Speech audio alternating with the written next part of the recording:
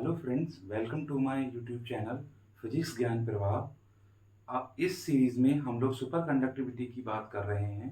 हम लोगों ने ये डिस्कस किया था, जो सुपर कंडक्टिविटी है वो किसी भी दिए गए कंडक्टर के द्वारा तब शो की जाती है जब हम उस गिवन कंडक्टर को एक स्पेशल और एक स्पेसिफिक टेम्परेचर से नीचे तक कूल डाउन करते हैं। जब हमारा सुपर कंडक्टिंग स्टेट आता है तो जो हमारा ऑपरेटिंग टेम्परेचर है वो क्रिटिकल टेम्परेचर से कम हो जाता है। क्रिटिकल टेम्परेचर एक दिए गए कंडक्टर के लिए वो टेम्परेचर है जिसके नीचे अगर मटेरियल का टेम्परेचर कर दिया जाता है तो वो सुपर कंडक्टिंग स्टेट में पहुंच जाता है, जिसका ये मतलब है उसका रेजिस्टेंस जीरो हो जाता है, उसकी रेजिस्टिविटी जीरो हो जाती है और उसकी जो कंडक्टिविटी है वो इनफाइनाइट हो जाती है। करंट का इनफाइनाइट होना या कंडक्टिविटी का इनफाइनाइट होना ही सुपर कंडक्टिविटी कहलाती है। तो हम ये कह सकते हैं कि जो हमारा मटेरियल सुपर कंडक्टिंग स्टेट में होगा अगर उसका जो ऑपरेटिंग टेम्परेचर है वो क्रिटिकल टेम्परेचर से कम होगा। हमने इसी के सिलसिले में दूसरा लेक्चर ये डिस्कस किया था कि अगर हमारा जो सुपर कंडक्टर है उसका टेम्परेचर अगर हम लेस देन क्रिटिकल टेम्परेचर रखते हैं और उसी दिए गए सुपर कंडक्टर को अगर हम लोग एक एक्सटर्नल मैग्नेटिक फील्ड में रख देते हैं तो जो लाइन ऑफ फोर्सेस हैं, जो मैग्नेटिक लाइन ऑफ फोर्सेस हैं, they are going to be repelled by the given super conductor. तो इसमें ये देखा गया कि अगर टेम्परेचर की वैल्यू लेस देन टीसी है और अगर उस सुपर कंडक्टर के अक्रॉस एक्सटर्नल मैग्नेटिक फील्ड लगा दिया जाता है तो जो मैग्नेटिक लाइन ऑफ फोर्सेस हैं वो सुपर कंडक्टर से दूर चली जाती हैं और हम ये कह सकते हैं they are expelled by the given super conductor. तो हम लोगों ने ये देखा and this effect is actually named as our Meissner effect. According to the Meissner effect, जो हमारे सुपर कंडक्टर्स हैं उनको अगर हम क्रिटिकल टेम्परेचर से नीचे ठंडा कर देते हैं तो जो मैग्नेटिक लाइन ऑफ फोर्सेस हैं वो उस मटेरियल से दूर चली जाती हैं। It is actually the Meissner effect. अब इसी क्रम में हम आगे बढ़ते हैं और ये देखते हैं कि क्या ये बात expulsion of the magnetic line हर एक मैग्नेटिक फील्ड वैल्यू के लिए ट्रू है। तो ये पाया गया ऐसा नहीं है।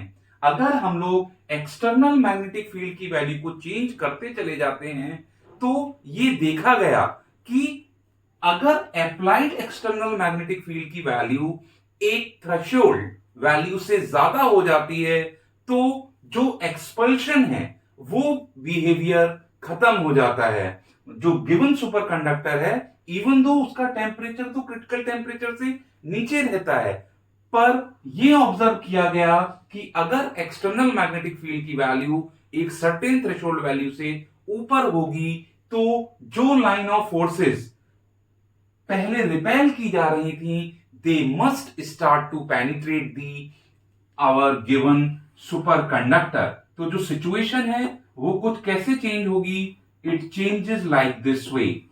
And what do we know, in this stage जो हमारा मैग्नेटिक फील्ड है it will start to enter in a given super conductor. तो हम लोग ये कह सकते हैं कि जो हमारा क्रिटिकल मैग्नेटिक फील्ड है एक्स, जिसको हम लोग एक्सी से डिनोट करते हैं, किसी भी दिए गए सुपर कंडक्टर के लिए अप्लाइड एक्सटर्नल मैग्नेटिक फील्ड की वो मैक्सिमम वैल्यू जिससे ऊपर हमारा जो सुपर कंडक्टर है वो नॉर्मल कंडक्टिंग स्टेट में पहुंच जाता है, या फिर हम दूसरे शब्दों में कह सकते हैं अगर हमारा जो एक्सटर्नल मैग्नेटिक फील्ड है वो क्रिटिकल मैग्नेटिक फील्ड से कम वैल्यू का है, तभी तक हमारा मटेरियल जो है सुपर कंडक्टिंग स्टेट में मिलेगा और वो माइजनर इफेक्ट को शो करेगा। This phenomena has been observed in the year of 1913 and it has been studied by the same scientist Kamerlingh Onn, जिन्होंने ये ऑब्जर्व किया था कि अगर इंटेंसिटी को चेंज करते हैं एक्सटर्नल मैग्नेटिक फील्ड की, तो हमारी जो सुपर कंडक्टिंग स्टेट है वो चेंज हो जाती है to the normal conducting if our applied magnetic field is greater than the critical magnetic field value. Then HC is what? It is the critical magnetic field.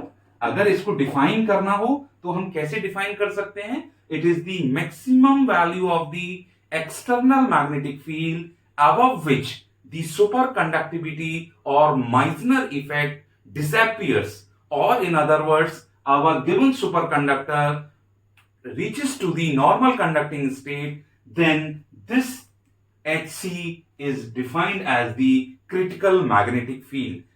आपको ये ध्यान रखना होगा कि ये जो क्रिटिकल मैग्नेटिक फील्ड है for a given material, this HC for a given material is a function of temperature. What does it mean? It means that if we change the temperature, the value of the critical magnetic field will change for a given material. And if we wish to have a look at the variation of a critical magnetic field with the temperature, then the governing equation is HCT equals to HC0 1 minus T square upon TC square, where HCT is what? You must pen down.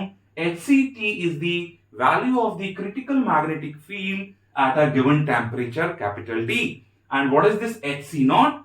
It is the value of the critical magnetic field when the applied temperature or when the operating temperature is 0. And what is this T? It is the operating temperature, and this TC is our critical temperature. Now, if we wish to have the variation of the critical magnetic field according to this equation, let us start to draw this curve. On the x-axis we are having the temperature, and on the y-axis we are having the variation of the critical magnetic field for a given superconductor. You must keep in mind, जो अभी हम graph plot करने जा रहे हैं, it is for a given superconductor. If we change the material, the variation of the HCT will change, but they will follow the same trend. So let us discuss this. Let us have when T is 0, when the operating temperature is 0, if we put the value of T equals to 0, this 0 by TC will give us 0 and 1 minus 0 will give us 1. जब ये 1 मिलेगा और वो 1 किससे multiply होगा? HC0 से. तो उस समय जब T की वैल्यू 0 है, तब क्रिटिकल मैग्नेटिक फील्ड की वैल्यू आप लोगों को कितना मिलेगी? HC0 के बराबर मिलेगी.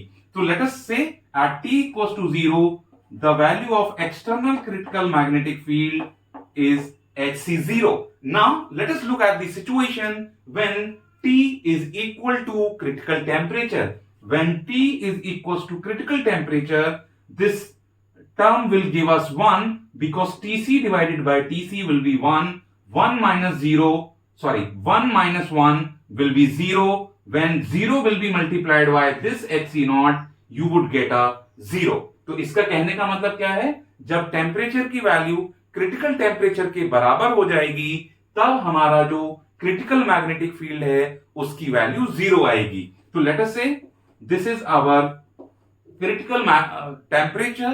तो जब TC T के बराबर है, तब हमारे HCT की वैल्यू कितनी आ रही है? 0 आ रही है.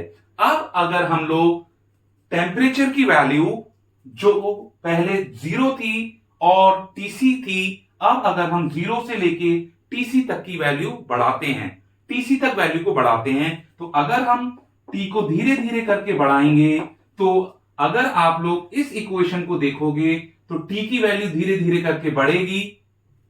यहां पर जो T divided by TC, because TC से कम टेम्परेचर अगर हम रखते हैं तो T by TC will always be less than 1. क्योंकि TC से कम है तो T by Tc will be less than 1.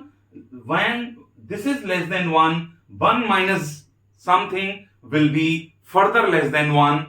और अगर हम इस HC0 में कुछ ऐसी क्वांटिटी का मल्टीप्लाई करें जो किससे कम है, 1 से कम है, तो हमें क्या मिलेगा, एक रिड्यूस्ड वैल्यू मिलेगी, क्योंकि HCT का जो वेरिएशन है वो t की पावर 2 पर डिपेंडेंट है।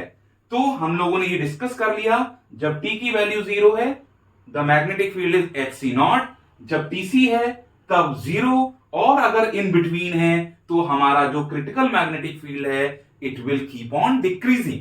लॉजिक हमने डिस्कस किया है। तो जैसे जैसे टेम्परेचर की वैल्यू बढ़ेगी towards this TC, our external magnetic critical magnetic field will change in this way. So this is the equation which actually a plot for this. तो अब आप लोग क्लियर रहिएगा कि अगर हमारा टेम्परेचर क्रिटिकल टेम्परेचर से ज्यादा हो जाता है, हम लोगों को बहुत अच्छे से क्लियर है कि जो हमारा मटेरियल है वो ऑटोमेटिकली नॉर्मल कंडक्टिंग स्टेट में पहुंच जाएगा। तो अगर हम लोग दो रीजन क्रिएट कर लें, जिसमें इस रीजन में क्या है, T is greater then TC है और यहां पर T लेस देन TC है, तो विद द नॉर्मल कन्वेंशन अगर टेम्परेचर ग्रेटर देन TC रहेगा तो हमारा मटेरियल किस स्टेट में रहेगा, नॉर्मल कंडक्टिंग स्टेट में रहेगा। पर अगर हमारा temperature less than critical temperature है, और एक बात और आपको ध्यान रखना है, जो अप्लाइड मैग्नेटिक फील्ड है उसकी वैल्यू हमेशा HCT से कम होनी चाहिए। लेट अस से अगर हमारा HCT 5 यूनिट है तो एक्सटर्नल मैग्नेटिक फील्ड की वैल्यू हमेशा 5 यूनिट से कम होनी चाहिए, तभी वो हमारा जो मटेरियल है वो सुपर कंडक्टिंग स्टेट में मिलेगा। अगर हम इस ग्राफ को देखें, लेट अस से हमारा टेम्परेचर ये है, अगर हमारा ऑपरेटिंग टेम्परेचर ये है तो इसके क्रॉसपॉन्डिंग हमें HCT की वैल्यू निकालनी हो, तो इस ग्राफ की मदद से हम लोग यहां पर HCT की वैल्यू निकाल सकते हैं corresponding to this temperature. And with this knowledge, अगर हमारा applied external magnetic field at this temperature इस HCT की वैल्यू से कम वैल्यू का रहा, तभी तक हमारा जो मटेरियल है वो सुपर कंडक्टिंग स्टेट में मिलेगा। You must keep in mind. तो हम ये कह सकते हैं वो सारी स्टेट जो इस ग्राफ के नीचे आ रही हैं, उन सारी स्टेट को हम लोग क्या बोलेंगे, we will call them as super conducting states. ये क्यों हो रहा है, क्योंकि हमारा एक्सटर्नल मैग्नेटिक फील्ड की वैल्यू क्रिटिकल मैग्नेटिक फील्ड की वैल्यू से कम है।